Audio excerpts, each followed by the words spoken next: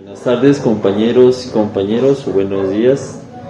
Mi nombre es Cristian López y mi compañero Kevin David, y nuestro capítulo se basa en cuál es uno de los problemas a solucionar cuando hablamos de innovación social, que es la incapacidad que nosotros tenemos al crear proyectos. Y aquí entraría una de las frases que me gustaría indicarles, que sería que la incapacidad está en la mente del ser humano. Nosotros sí somos capaces siempre y cuando nos lo creamos y nos lo propongamos. Y entonces la mente es una máquina creadora de ideas con la cual podemos tener varias soluciones, y donde todas son verídicas, no nos pongamos nuestros propios baches para poder lograrlas. Y cuando hablamos de innovación social, no tenemos que ser tan egocéntricos de que nosotros tenemos que dar una solución ya a un problema, sino que debemos pensar más en una colaboración, y aquí es donde entraría una de nuestras preguntas a resolver. ¿Cómo puede contribuir el diseño en un entorno en pro de lo colaborativo y lo sostenible? Lo que propone Mancini, el autor, es una solución a modo de narrativa, diseño social como narrativa. Entonces tenemos tres tipos. Primero encontramos las historias referenciadas en experiencias reales, que involucra observaciones etnográficas. Se refiere como tal al uso de información ya existente, como tal, que use, por ejemplo, parte de la cultura o ejemplos o tradiciones enfocadas en la gente que ya existe. Si no se trata de crear como tal, sino de usar lo que ya tiene, lo que ya se tiene la gente, lo que la comunidad que uno quiere tratar ya posee. Luego tenemos el segundo tipo, que involucra ya deseos y se vuelve como una simulación para crear prototipos de soluciones que aún no existen. Entonces, como ya lo dijimos, se sale de lo que ya estaba escrito, de lo que ya tiene la propia gente, y se basa en formular soluciones a partir de nuevas propuestas. Y por último tendríamos la realidad híbrida, que sería una mezcla de las dos anteriores, algo entre lo existente y lo imaginado.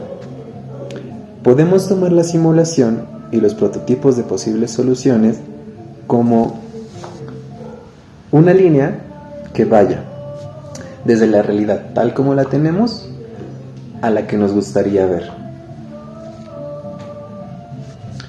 Un ejemplo que tenemos de esto sería el proyecto de 68 Voces, que es un proyecto mexicano que se desarrolló en búsqueda de retomar la cultura de México, de varias partes de México. ¿Por medio de qué? De sus historias, de sus relatos. Podemos encontrarlo por internet. Y vemos que ahí lo que hicieron fue retomar estas historias y darles una nueva forma de representarlas, que ya involucra el lenguaje audiovisual y ya pasa de lo que se venía haciendo tradicionalmente, que era pasarlo de persona a persona, de boca en boca, por decirlo así. Y ahora ya existe y está en la página, y ya cualquier persona puede acceder a esta información, además de que también cuenta con la lengua madre que se utilizó en la creación de esas historias. Ese es un excelente ejemplo de cómo se utilizó el diseño social para formular un nuevo producto, por decirlo así, para la gente y por la gente. Continuamos hablando sobre esta narrativa, y ahora involucramos la parte de la ética y la moral, ¿no? que vemos involucrada en las narrativas como tal. Mancini menciona que hablar sobre el papel de la narración en el diseño para la innovación social significa que la narrativa no tiene que ser manipuladora, o sea, no debe ser acusada de manipuladora como tal. Entonces, esto nos recuerda algunos ejemplos, como por ejemplo los videos que se hacían, que hicieron algunos de los candidatos, o creo que todos los candidatos a la presidencia, por ejemplo, que uno no sabe si lo que te están mostrando en esos videos es cierto o no. Intentan mostrarnos un diálogo o un discurso en donde nos establecen qué tanto quieren para la gente o qué tanto querían para la gente, ¿no? Pero hasta qué punto es cierto o no, no lo sabemos. Entonces él plantea que no existe una solución única y definitiva que garantice un uso correcto, no manipulado de la narración. Y justo luego de eso nos propone una posible solución para reducir los riesgos de que sea manipulada. Entonces, lo que él establece es dejar siempre claro a quienes reciben el mensaje cuáles son las motivaciones, la naturaleza de los contenidos y las modalidades narrativas utilizadas. Entonces, se trata de equilibrar como todo el contenido que es más emocional, el contenido que se supone que es cautivante, ¿no? En las historias, se lo equilibra junto con ¿cómo lo podemos decir? Con una parte más fría o una parte más racional que busque que la gente despierte ese debate, que la gente empiece como a racionalizar lo que está consumiendo y pueda generar estas opiniones diversas. Un ejemplo podría ser, sería lo de estas películas de Marvel, en donde, por ejemplo, teníamos lo de Infinity War, en donde Thanos, el villano, termina con un chasquido, termina eliminando la mitad de la población. Y lo que vimos fue que por parte de él estaba convencido de que estaba haciendo lo correcto. Más sin embargo, por otra parte teníamos a los héroes y a muchas personas que estaban pensando que eso no era lo correcto, que estaban en contra como tal.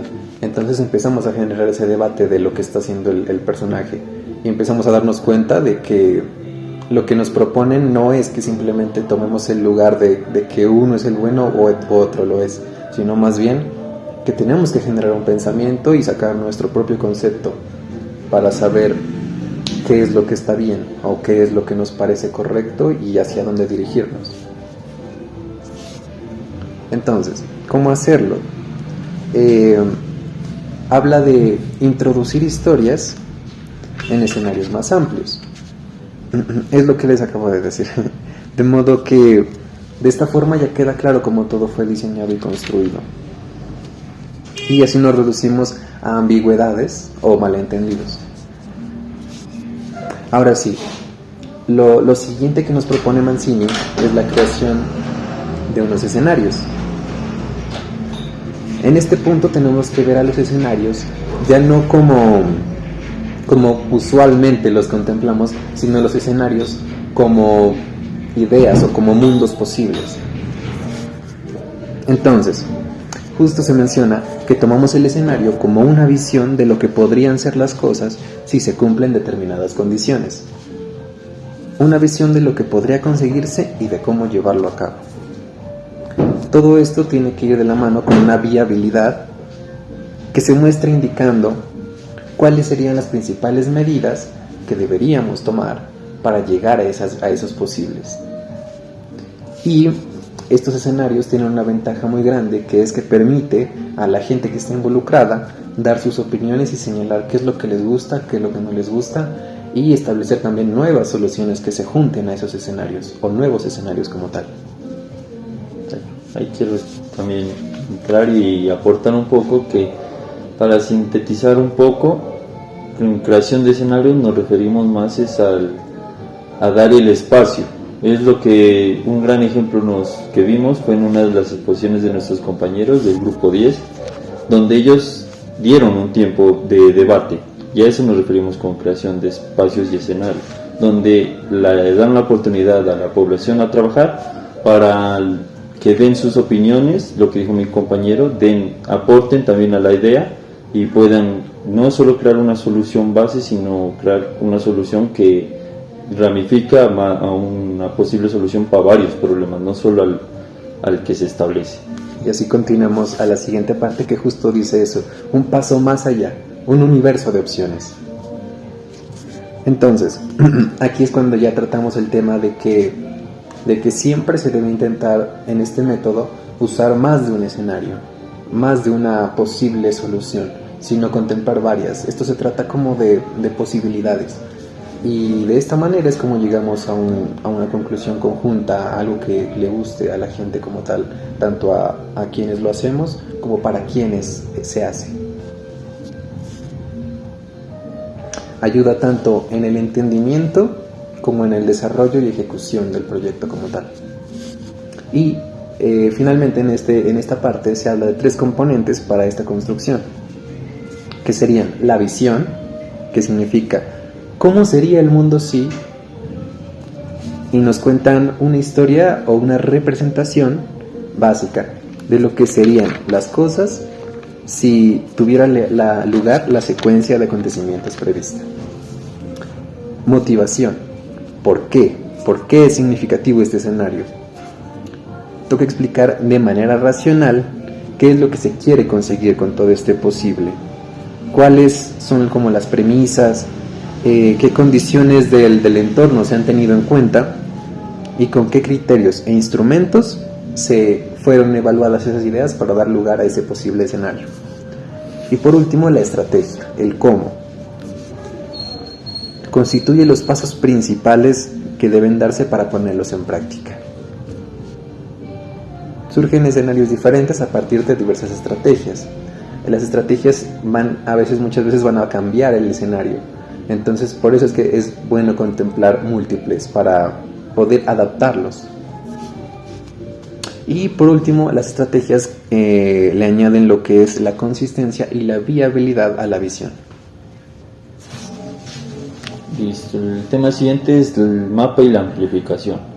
Con esto lo que vamos a hablar, o lo que nos menciona Mancini en su texto, es sobre recolectar datos y generar una solución que sea no solo visible o que solucione el problema en sí, sino que sea algo significativo para la población, como que sí lo acepto, como que sí es mío, lo hacen parte de ellos, y no solo el hecho de que ya solucionó el problema y ahí quedó, como que eso también lleva a la que sea autosustentable. Entonces sí ayuda a eso, pero que no se pierda, que no se pierda su significado para la población en sí. Y también habla de crear un sistema y una metodología que pueda ser replicable, o sea, que no solo sea lo que se habló anteriormente, que no sea solo el hecho para solucionar ese problema, sino pensar en un método y en un sistema donde uno pueda crear la solución, pero que también a base de ese sistema que se utilizó, crear unas futuras soluciones, digamos, utilizando un método propio. Digamos, yo voy a crear o voy a solucionar el problema de... Un ejemplo es lo que nos dijo la profesora, de para una población que tenga hambre, no solo es llevarle un vaso de agua y un pan y que ya se acabó el hambre. ¿Por qué? Porque esa solución no es la más como decir, muy profunda, sino es la más obvia. No tiene un sistema, sino que fue la primera idea que pudo haber llegado a la mente de alguien, pero no tuvo una planificación y como nos mencionaron también en las clases, un acercamiento. Con amplificar y dinamizar nos referimos más a dar visibilidad al problema en sí, o sea, no hay que quedarnos en lo obvio. Aquí un breve ejemplo de una imagen que me gustó personalmente de una exposición es una pirámide, donde en la pirámide solo muestran la solución a la punta, y el problema en sí abarca es un gran espacio. Entonces a eso nos se refieren en el texto cuando dicen dar visibilidad a las características poco conocidas o poco obvias.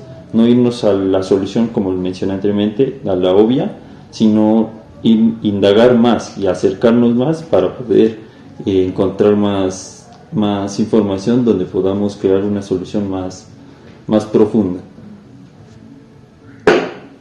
Aquí también en el texto Mancini nos da 3 opciones donde podemos dar visibilidad a los a los posibles problemas o raíces del problema. Los formatos más sencillos que se vendrían a ser las imágenes, o sea, compartir información del problema y llegar con una solución mediante imágenes, folletos o pendones, que es una breve, como decir, no exposición, sino más como un aclaramiento más visual y más muy sencillo, muy básico. El segundo que nos menciona son sistemas de comunicación, donde aquí ya entrarían más las redes sociales, donde ya tienen un fuerte más establecido, donde pueden agarrar más conciencia. Digamos, también pueden ser las películas, donde ahorita prácticamente toda la población estamos bien metidos más en lo informático. Entonces es más fácil llegar con ellos mediante estas redes sociales o estos métodos para llegar y concientizar o más darles información sobre el problema en sí a las demás personas. Y por último, vendrían a ser lo que más me llama la atención y lo que me gustó del texto en sí, es que hay un método que es de intercambio o co-creación, donde aquí entrarían las talleres o seminarios, y también podría decirse exposiciones interactivas, más como que donde sean parte también los misma población a trabajar, unirlos. Entonces es como un compartir, como yo te explico esto, pero también necesito saber si tú lo aceptas o si no te parece. Entonces me parece que es una buena salida para informar. Ahora sí, la parte que más quería llegar y es aclarar es sobre estos dos autores, que es Lara Penning y Eduardo Staszewski, que en el texto nos dan una clase de método para la amplificación, donde utilizan la misma exposición como una herramienta de recolección de datos, una herramienta de investigación, podría decirse así, donde el método se basa en que la exposición van y no solo la toman como un método para mostrar algo final, o sea, resultados, sino donde desde un inicio compartir y hacer parte a la misma población. Lo que dije en el inicio, la innovación social, un proyecto de innovación social no se puede lograr uno solo, necesita compartir como sea con la misma población. Entonces este método que ellos dan es muy importante tenerlo en cuenta. Muchas gracias. Esto fue conseguir que las cosas sean visibles y tangibles. Gracias.